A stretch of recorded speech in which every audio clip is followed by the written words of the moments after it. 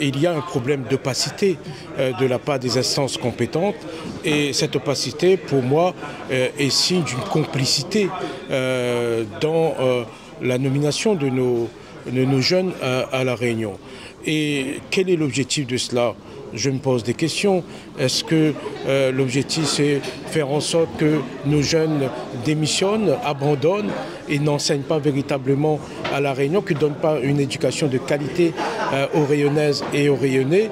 Aujourd'hui, cette opacité, cette complicité crée une maltraitance dans notre population et notamment chez nos jeunes profs. Et avec des drames considérables de séparation, de couple, de séparation avec la famille et arriver là-bas, que ce soit à Mayotte ou dans l'Hexagone, avec des conditions de vie qui ne sont pas les mêmes qu'à La Réunion. Et à chaque année, le problème est posé. Chaque année, c'est toujours des personnes qui doivent quitter leur île et il y a une volonté de la part des gouvernements, pas seulement de ce gouvernement-là. Et cette problématique existe sous Sarkozy, sous Chirac, a existé sous Hollande, sous Jospin et actuellement sous Macron. Et donc c'est véritablement une relation entre l'État français et les territoires d'outre-mer. Ce problème n'est pas seulement posé à La Réunion, mais il est aussi posé dans les autres territoires d'outre-mer. On ne doit pas traiter les territoires d'outre-mer comme on traite l'Hexagone. Et justement, M. Maillot a souligné, c'est pas que pour l'éducation nationale, c'est un peu pour tous les postes où les gens sont partis et un grand manque de retour.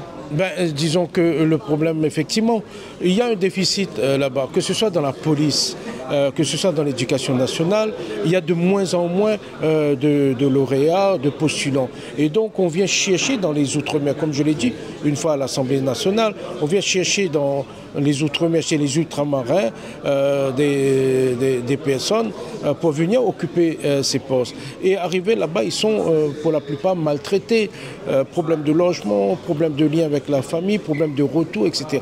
Et le retour est extrêmement difficile. Et c'est cela qui est posé aujourd'hui. Et il n'y a pas de visibilité. Si on dit à un jeune, vous allez partir 5 ans, après vous aurez la possibilité de retourner dans les 5, 6 ans, 7 ans maximum. Le jeune peut dire, écoutez, je tente, j'y vais pour une expérience, etc., etc. Mais ils n'ont pas le choix et ils n'ont pas de visibilité. Ils ne savent pas, est-ce que je vais retourner dans 1 an, 2 ans, dans 10 ans, 15 ans, 16 ans, 17 ans? Non, il n'y a pas de visibilité à ce niveau-là. Et donc ils ne peuvent pas bâtir un projet de vie.